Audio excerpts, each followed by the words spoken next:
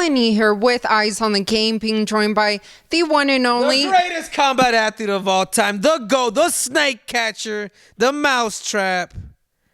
And did I forget to mention, ladies, I'm no longer single. Yeah, congratulations on that. And how... Second girlfriend ever. Second girlfriend ever. Well, trust me, I'm very happy for you. Happy belated birthday. How would you celebrate? I celebrated with a bunch of gold. If you look around, look at all the gold on the walls in my house. President Trump, he wish he had as much as gold as Triple C. Well, I see that you have been enjoying retirement still, so you haven't gotten that itch yet. Oh, I love it, man. Sleeping in silk pajamas, private planes. I love it. I follow you on Twitter, and I saw that after Conor McGregor fought Dustin Poirier, you kind of tweeted out some advice for him. Yeah, absolutely. I think for that Conor McTapper, and I was just feeling generous I did, but I'll go ahead and repeat it for you, Helly. Anyhow, the advice that I give Conor McGregor, because I use a safe stance, the difference is I know it better than Conor. Conor is too heavy on that right foot. He does the karate stuff, but he breaks into fight distance too much. In other words, there's three borders that you need to recognize.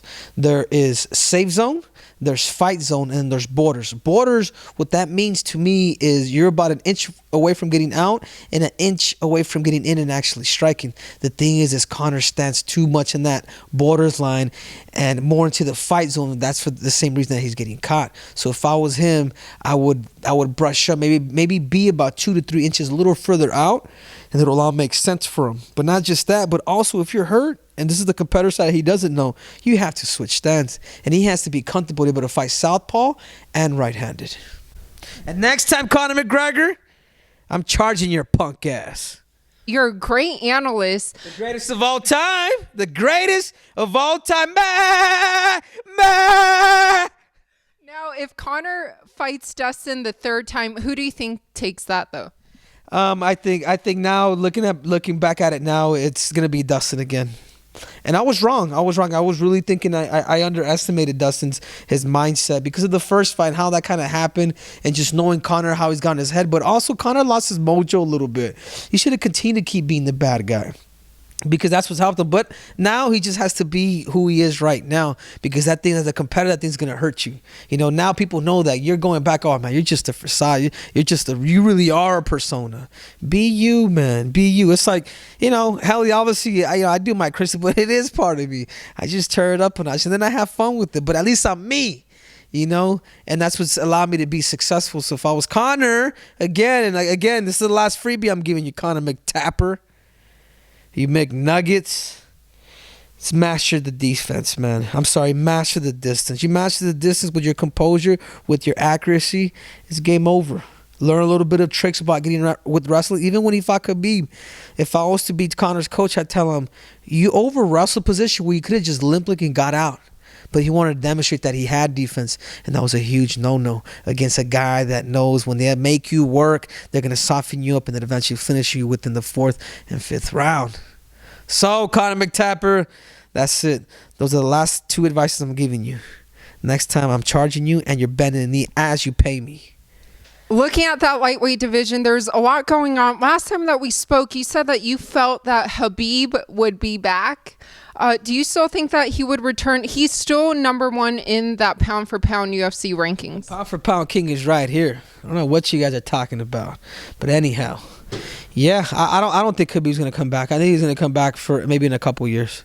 I think he's going to miss the fight. Even though he's always around his brother, he's always training. If I was in his situation, I would definitely fight again. He's always training with these guys, and we might as well make it exciting and worth it for you.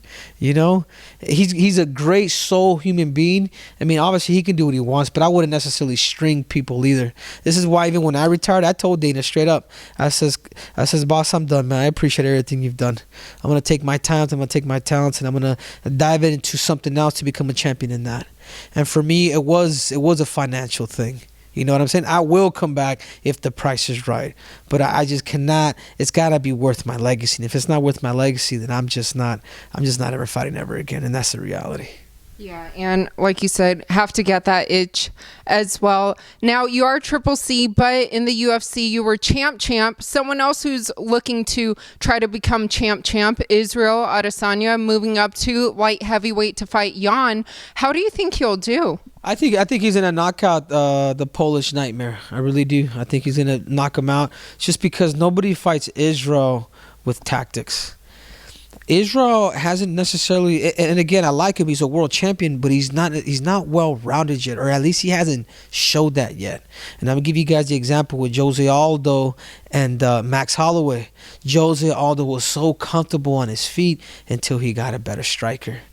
He never had a plan B. He never had something to throw out there and do that. And I almost feel the same way for Israel. I was like, man, let me see your wrestling. Let me see your jiu-jitsu. Like, you know what I'm saying? Like, make me feel like you are gonna be pound for pound. But I don't see that yet. Even though I do see him winning that second bout, I feel like, it's still yet to be.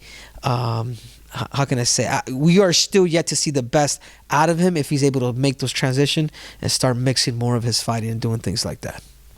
But lastly, what would you like to tell all the Triple C and the King of Cringe fans who hope to maybe see you return to the octagon or continue to follow you in all your posts about your... Wait for Daddy. When Daddy comes home, you guys wait for Daddy, and that's it. I don't got to tell you guys anything.